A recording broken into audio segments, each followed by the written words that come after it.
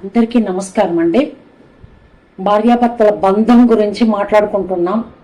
ఈరోజు నేను తీసుకుంటున్న టాపిక్ కోపం.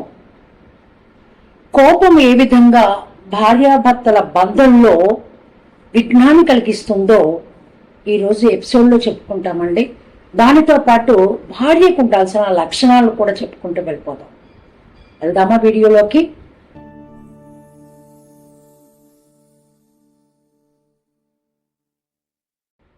నమస్కారం అండి.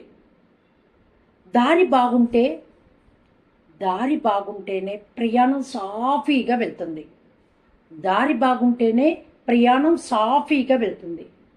అదేవిధంగా తోడు బాగుంటేనే జీవితం అద్భుతంగా ఉంటుంది.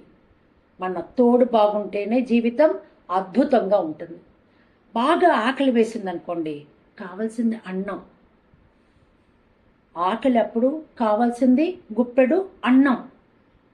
అలసిపోయామనుకోండి, ఎండలో అలసినప్పుడు కావాల్సింది మంచిగా నీడ కావాలండి. దుఃఖంలో బంధం కావాలి, కష్టంలో స్నేహితుడు కావాలి, జీవితంలో భాగస్వామి కావాలి. వారు ఎలా ఉండాలి, ఎలా ఉండకూడదు ముందుగా చెప్తాను.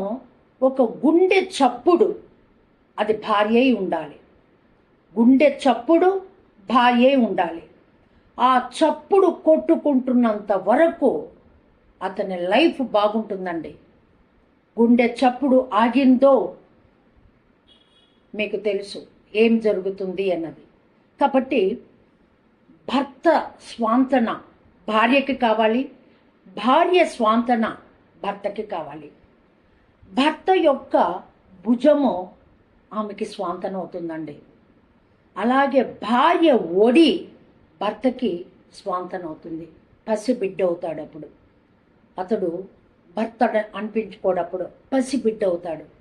కాబట్టి భర్త పరువు నిలపాలి అంటే అది కేవలం భార్య చేతిలోనే ఉంటుందండి. భర్త పరువు నిలపటం భార్య చేతిలోనే ఉంటుంది. కాబట్టి భార్య ఎలాంటి లక్షణాలు కలిగి ఉండాలి?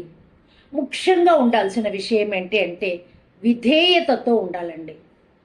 విధేయత, ఒబీడియంట్గా ఉండాలి ఫస్ట్ లక్షణం. సెకండ్ వన్, ప్రేమ కలిగి ఉండాలండి. ప్రేమను దేంతోనూ కలవలేం కదా, ప్రేమ కలిగి ఉండాలి. ఆ తర్వాత నేను చెప్పబోయే పాయింట్ ఏంటి అంటే సత్ప్రవర్తన కలిగి ఉండాలి. మంచి బిహేవియర్ ఉండాలండి, సత్ప్రవర్తన ఉండాలి. బిహేవియర్ అంటే బయట మాట్లాడే విధానమే కాదండి, ఆమె యొక్క నడవడిక, తీరు, మాట అన్నీ కూడా ఈ ప్రవర్తనలో భాగమవుతాయండి.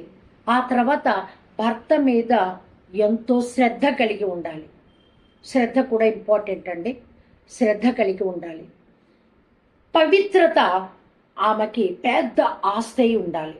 పవిత్రత అనేది ఆమె యొక్క పెద్ద ఆస్తి ఉండాలి. సహాయ సహకారాలు కలిగి ఉండాలి. అదేవిధంగా భర్త తరపు వాళ్ళందరూ కూడా తనవారుగా అనుకొని ఆమె సేవ చేసినన్నాళ్ళు జీవితంలో ఎటువంటి ప్రపంచాలు రావండి. ఈ యొక్క భార్యాభర్తల మధ్య వచ్చే కోపం ఏదైతే ఉంటుందో అది ఒక్కటి చాలండి. అది ఒక్కటి చాలు. అది పెద్ద చిచ్చై సంసారాన్ని మంట పెట్టేయటానికి. సంసారాన్ని సాగరంతో పోలుస్తారండి. సాగరం, అందులో అనేకం ఉంటాయి. రత్నాలు, ముత్యాలు అన్నీ ఉండొచ్చు, రాళ్ళు రప్పలు ఉండవచ్చు. కాబట్టి సంసార సాగరంలో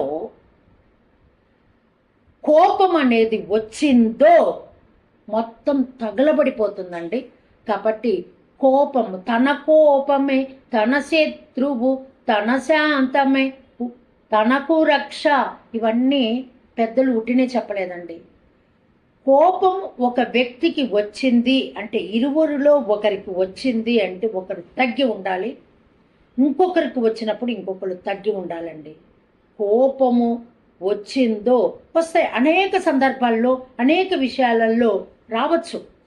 వస్తే కనుక ఒకరు మాట్లాడుతున్నప్పుడు ఇంకొకరు తగ్గి ఉండాలి. ఇది ఇంతకు ముందు పాయింట్లో కూడా చెప్పడం జరిగింది. ఒకరు మాట్లాడుతున్నప్పుడు ఒకరు తగ్గి ఉండాలి, ఇంకొకరు మాట్లాడుతున్నప్పుడు వీరు తగ్గి ఉండాలి. ఇరువురు మాటలు మాట్లాడుకుంటే పక్క వాళ్ళు వచ్చి వింటారు అన్నట్టు నేను చెప్పడం జరిగింది మీకు. కాబట్టి కోపం అప్పుడు మాత్రము కారణాలు ఏమిటి తెలుసుకొని సానుకూలంగా అది ఇరువురు కలిసి నిర్ణయించుకోవలసిన విషయం అండి. కాబట్టి కోపాన్ని పొరపాటున కూడా దరిదాపులకి రాకుండా చూసుకుంటారని భావిస్తూ సర్వేజన సుఖినో భవంతు. స్వస్తి.